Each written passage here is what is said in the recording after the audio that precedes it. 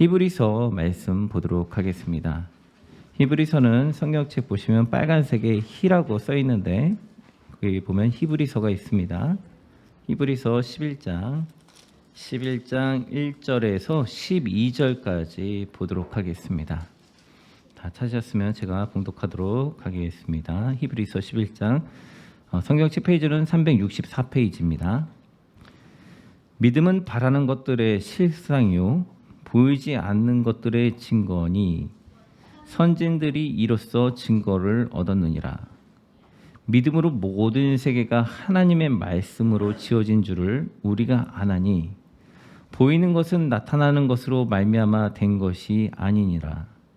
믿음으로 아벨은 가인보다 더 나은 제사를 하나님께 드림으로 의로운 자라 하시는 증거를 얻었으니 하나님이 그 예물에 대하여 증언하심이라. 그가 죽었으나 그 믿음으로써 지금도 말하느니라. 믿음으로 에녹은 죽음을 보지 않고 옮겨졌으니 하나님이 그를 옮기심으로 다시 보이지 아니하였느니라. 그는 옮겨지기 전에 하나님을 기쁘시게 하는 자라 하는 증거를 받았느니라. 믿음이 없이는 하나님을 기쁘시게 하지 못하나니 하나님께 나아가는 자는 반드시 그가 계신 것과 또한 그가 자기를 찾는 자들에게 상 주시는 이심을 믿어야 할지니라. 믿음으로 노아는 아직 보이지 않는 일에 경고하심을 받아 경외함으로 방주를 준비하여 그 집을 구원하였으니 이로 말미암아 세상을 정죄하고 믿음을 따르는 의의 상속자가 되었느니라. 믿음으로 아브라함은 부르심을 받았을 때 순종하여 장래의 유업으로 받을 땅에 나아갈새 갈 바를 알지 못하고 나아갔으며 믿음으로 그가 이방의 땅에 있는 것 같이 약속의 땅에 거류하여 동일한 약속을 유업으로 함께 받은 이삭 및 야곱과 더불어 장막에 거하였으니 이는 그가 하나님이 계획하시고 지으실 터가 있는 성을 바랐습니다. 믿음으로 사라 자신도 나이가 많아 단산하였으나 잉태할 수 있는 힘을 얻었으니 이는 약속하신 일을 미쁘신 줄 알았습니다. 이러므로 죽은 자와 같은 한 사람으로 말미암아 하늘의 허다한 별과 또 해변의 무수한 모래와 같이 많은 후손이 생육하였느니라. 아멘. 오늘은 믿음에 대해서 같이 말씀을 나누고자 합니다. 오늘 성경 히브리서 11장 1절 보니까 믿음은 바라는 것들의 실제의 이미지다, 이게 상이다라고 말을 하고 있죠. 그래서 뭐라고 이어서 말하냐면 보이지 않는 것들의 증거다라고 합니다. 제가 오늘 왜 믿음에 대해서 이야기를 하냐면 한번 생각을 해보십시오. 많은 사람들이 있습니다. 그리고 많은 사람들이 믿어요. 이단들도 예수님 믿는다고 하고 다른 타 종교들도 믿는다라고 합니다. 정신질환자들도 믿음을 갖고 있습니다. 그렇다면 그들이 믿는 믿음과 내가 말하는 믿음은 단어는 같습니다. 그죠? 그러면 진짜로 같느냐 이거죠. 많은 교회 형제 자매들이 같이 모여서 예배를 드리는데 정말 같은 믿음을 바라보고 있는가? 우리가 생각하고 우리가 말하는 믿음이라는 게 정말 진짜 그게 온전한 믿음인가? 세상에 여러 가지 가방들이 있잖아요. 나가서 장사하다 보면 이렇게 여러 가지 가방이 있습니다. 그 중에 우리가 짝퉁이라고 하죠. 여러 가지 가방들이 있는데 그 중에서 진짜 모양을 갖다가 만든 걸 우리가 정말 메이커 가방이라고 하지 않습니까? 이것처럼 세상에 수많은 종류의 믿음이 있는데 과연 어느 것이 진짜 믿음이고 나는 진정한 믿음 위에 서 있는가라는 고민을 해볼 수 있죠. 왜냐하면 정신질환자들도 내가 예수를 믿는다고 하면 그 사람의 믿음은 믿음입니까? 우리가 고민해 볼 필요가 있는 겁니다. 과연 나의 믿음은 진짜 내가 말하는 믿음은 하나님이 보시기에 합당한 믿음인가? 라는 전제 아래 있어야 되겠죠. 그렇다면 그 전제에 가기 전에 먼저 앞서서 해야 될 것은 하나님의 존재에 대한 규명이 있어야 될 것입니다. 왜냐하면 믿음의 대상이 있어야지 믿음이 존재하는 거니까요. 나는 이 컵이 있다고 믿어라고 말을 했다면 이 컵이 있어야지 그게 믿음이지 않습니까? 컵이 없는데 컵이 있다고 믿어라고 하면은 믿음이 아니죠. 존재의 대상이 있어야 됩니다. 왜 믿냐면 천국을 우리가 사모하고 그것을 가기 위해서 믿음의 대상을 놓고 가는 거잖아요. 그죠? 믿음의 대상이 있으니까 복 주시길 기도하고 바라는 것도 있는 거죠. 성경에서 말하는 것이 뭐 여기가 가학서적도 아니고 역사책도 아닙니다. 성경은 말하는 것은 믿음으로 하나님께서 창조하신 것을 봤다라고 하는 거예요. 그럼 반대로 가학은 모든 창조에 대해서 증명할 수 있습니까? 반대로 가학도 증명하지 못합니다. 가학이라는 이론 자체가 99.9%를 맞춰도 1%의 오류를 인정할 수 있다라는 게 가학이거든요. 그러니까 사실은 가학도 증명하지 못하는 거예요. 세상의 창조에 대해서. 우리가 믿음으로 바라봅니다. 정말 신기한 거는 이 세포 덩어리 하나가 커서 이렇게 인간이 됐습니다. 근데 어떤 세포는 머리털도 되고 어떤 세포는 눈도 되고 어떤 세포는 뼈도 됩니다. 이것을 어떻게 설명을 다 할 수가 있겠습니까? 우린 믿음으로 하나님께서 온 우주를 창조하셨다라는 것을 믿음으로 아는 거예요. 왜냐하면 성경은 창세기 1장 1절에서 태초에 하나님이 천지를 창조하셨느니라 라는 단어부터 시작을 합니다. 그 말은 뭐냐면 믿고 시작하지 않으면 이 성경을 읽어도 이해를 할 수가 없다라는 겁니다. 왜냐하면 창조 대상에 대한 존재를 부인하는 순간 이것은 읽어도 허무맹랑하고 소설책밖에 되지 않는 거예요. 그러므로 믿음에 대해서 규정을 먼저 한 다음에 하나님의 말씀을 읽고 들어가야지 하나님이 어떤 존재인지 알아갈 수가 있는 거죠. 예를 들어서 우리 집에 제가 강아지를 키운다고 해보겠습니다. 그럼 그 강아지가 주인의 성격을 알기 위해서는 입양 딱 받는 순간부터 이 강아지가 저의 성격에 대해서 알까요? 강아지를 훈련시키지 않습니까? 여기다 오줌 싸면 안 돼, 여기다 똥 싸면 안 돼, 이것은 뭐고? 라고 하면서 시간이 가면서 강아지가 주인에 대해서 인정하기 시작을 하죠.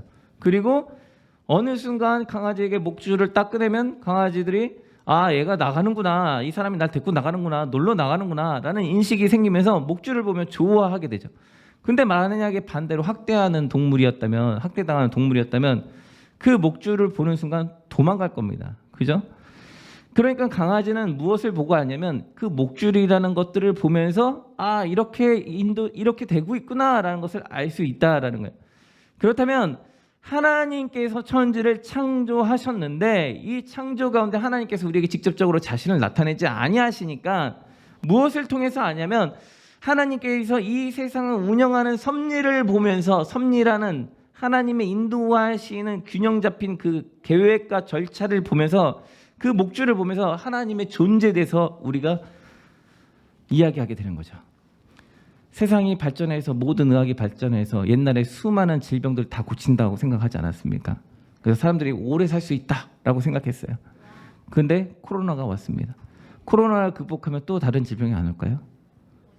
또 업그레이드돼서 또 올 겁니다. 세상은 발전하면서 전쟁이 없을 거야라고 생각을 했습니다. 근데 전쟁이 오고 있어요. 그죠? 세상은 발전해서 스마트폰 같은 것들을 갖고 살면 사람들이 정말 풍요롭게 살 거야라고 생각했지만 어떻습니까?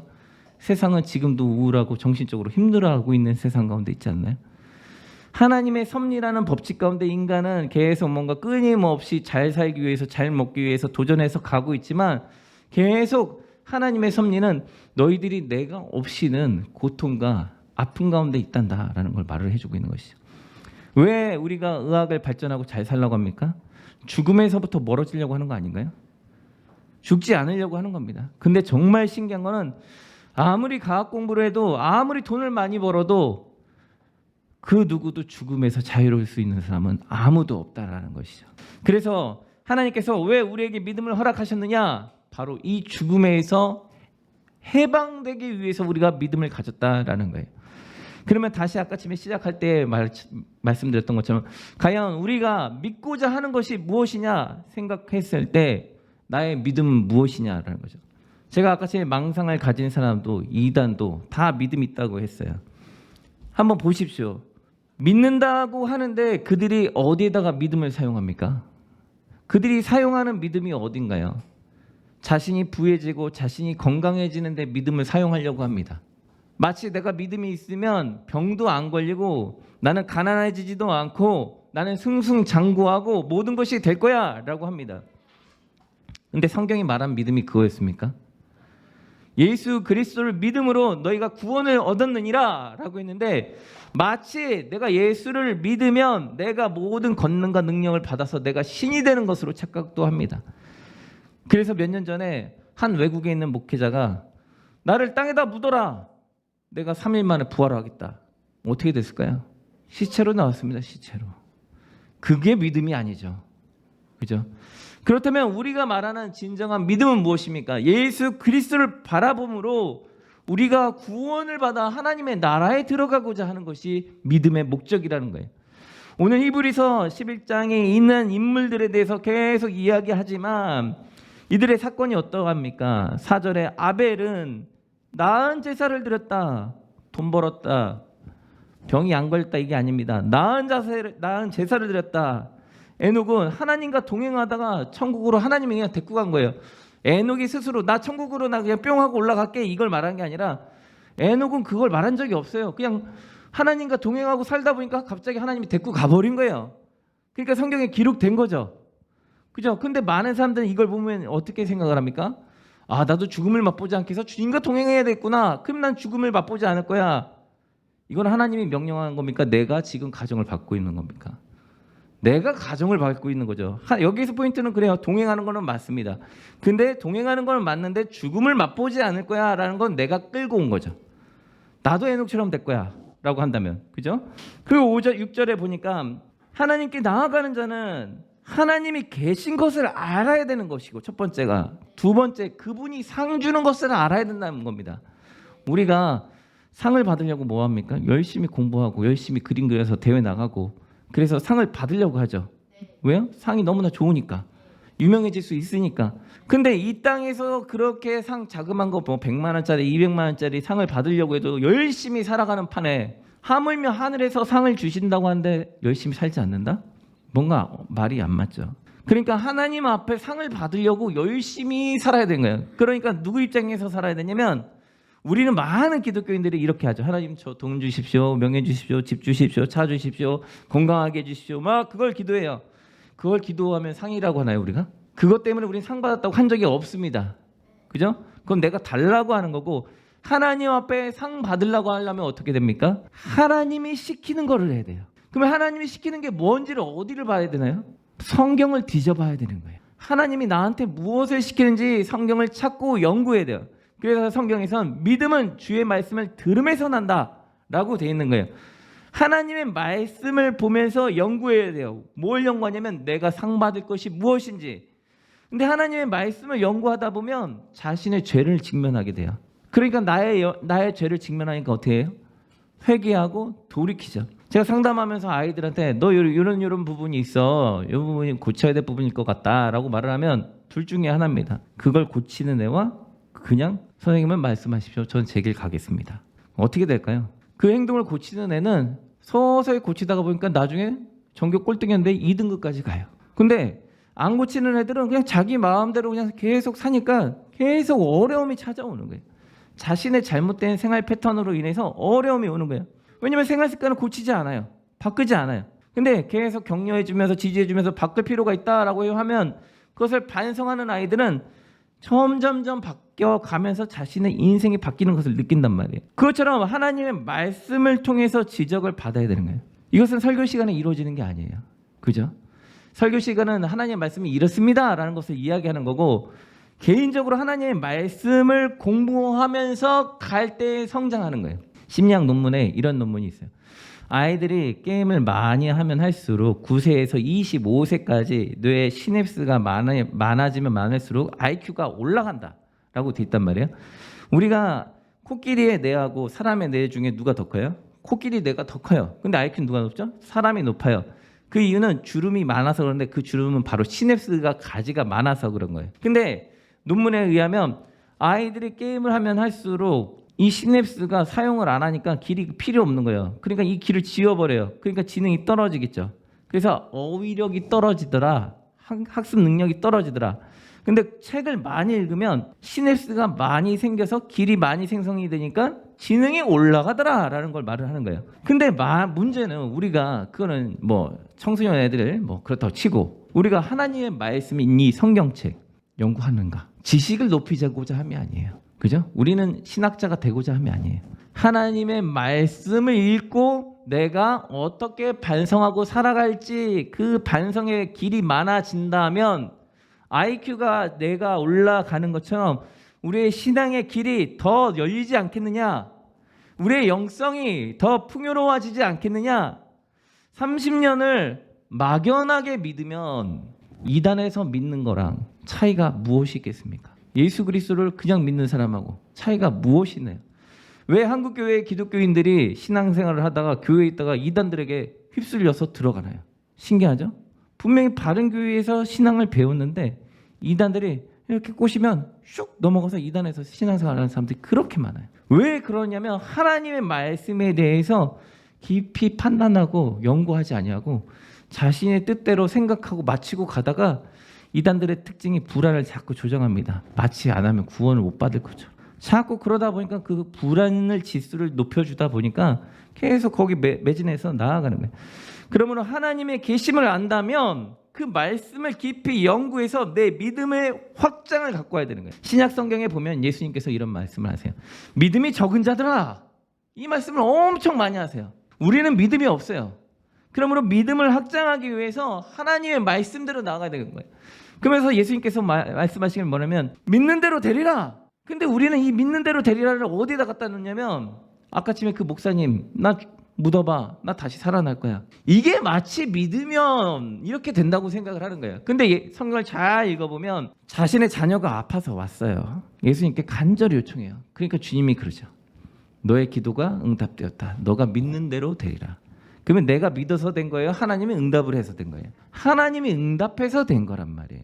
믿음의 주체와 객체가 구분이 돼야 되니까 내가 믿는 것과 하나님이 허락을 하는 이 범위가 혼동이 없어야 되는데 많은 사람들은 마치 믿으면 내가 하나님인 것처럼 모든 게 내 결정대로 된다고 생각을 한단 말이에요. 그래서 자신이 꿈을 보고 꿈을 꾸고 환상을 보고 계시를 보고 느꼈다고 하면 그게 다 믿음 안에서 이루어졌다고 착각을 하기도 해요. 하나님이 줬는지 안 줬는지 어떻게 알아요?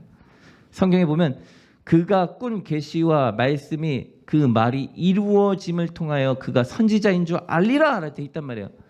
그렇다면 내가 꿈꾸고 느꼈던 것들이 응답되지 않는다면 내가 느낀 거는 누가 준 거예요?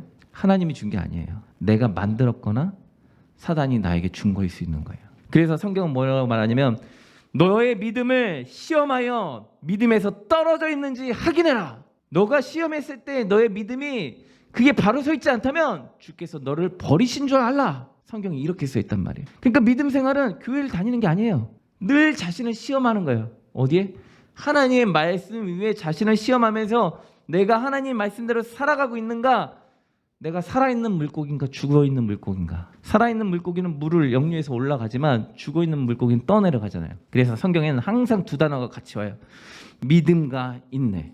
믿는 대로 되면 인내할 필요가 있나요? 믿는 대로 되는데 뭘 인내할 필요가 있습니까? 참을 필요가 없어요. 믿는 대로 되면. 근데 성경은 뭐라고 하냐? 믿음과 인내라고 언급을 하고 있단 말이에요. 우리가 믿고 뭘 해야 돼요? 참고 인내하면서 주님의 영광을 바라보면서 나아가는 거예요. 실존하는 그 천국을 바라보면서 나가는 거예요. 그것을 경험하고 알게 해달라고 기도하는 거예요. 우리가 거짓으로 만들어 놓은 세계를 갈망하고 기다리는 게 아니잖아요.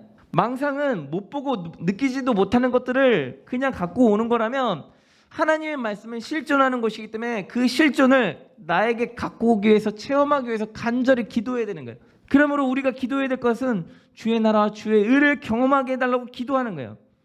7절에 보니까 노아는 그 경험을 하고 난 다음에 어떻게 합니까? 방주를 실천을 하잖아요. 노아의 방주. 그죠? 아브라함은 무엇을 실천합니까? 그가 혈혈단신으로 나왔지만 나중에 갑부가 됐어요. 아주 부자가 됐어요. 근데 성경에 뭐라고 말합니까? 갈 바를 알지 못해서 했지만 나중에 텐트도 집도 안 지어요. 그냥 떠돌이 시세를 돌아다녀요. 그러면서 뭐라고 말하면 아브라함은 천국을 기대했기 때문에 땅을 사지 않았다. 하나님이 아브라함에게 땅을 준다고 분명히 말씀하셨거든요. 근데 이 아브라함이 하나님의 존재의 그 하나님의 능력을 경험한 다음에 아브라함의 인생을 쭉 보면 천사를 만나고 여러 번 하나님을 만나는 장면들이 나오지 않습니까? 그런 걸 경험한 다음엔 자신의 것들을 이제 내려놓기 시작을 하는 거예요. 하나님 앞에 나아가는 거예요.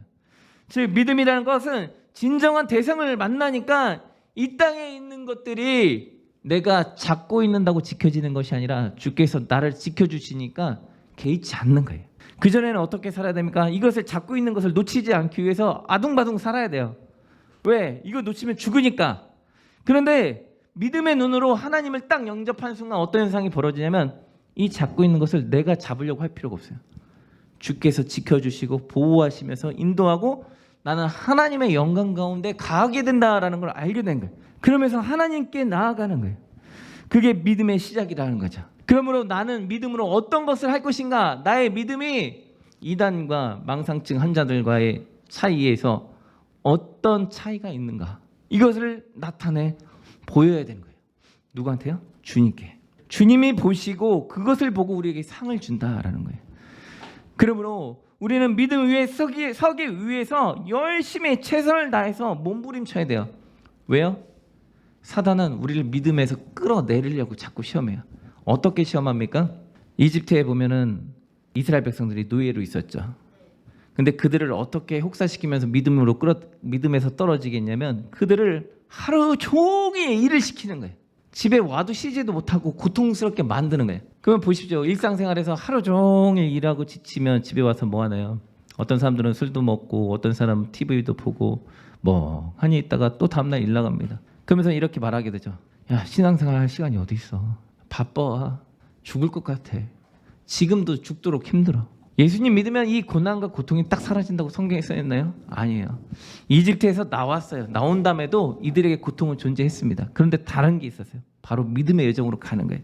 근데 신기한 거는 믿음으로 시작을 하니까 이 하루 종일 노동하던 것들이 나오면서 사라져요. 하나님이 낮에는 구름 기둥과 밤에는 불 기둥으로 보호하시면서 믿음의 여정 가운데 살아가면서 인도하면서 뭘 가르쳐 주시냐면 사막에서 지금으로 따지면 허벌판에서 아무것도 없는데 먹을 것들을 주시면서 사람이 하루하루 먹고 사는 건 하나님이 책임지신단다. 넌 나만 믿고 따라와. 이걸 난 너한테 가르쳐 주길 원한단다. 이게 믿음으로 한다라는 거예요. 바로 때 시대나 지금이나 변한 게 없어요. 점점점 먹고 살기는 어렵지 않습니까? 경기는 매번 안 좋대요. 그죠? 97년도 IMF 터졌을 때도 그때도 어렵다고 그렇게 했어요.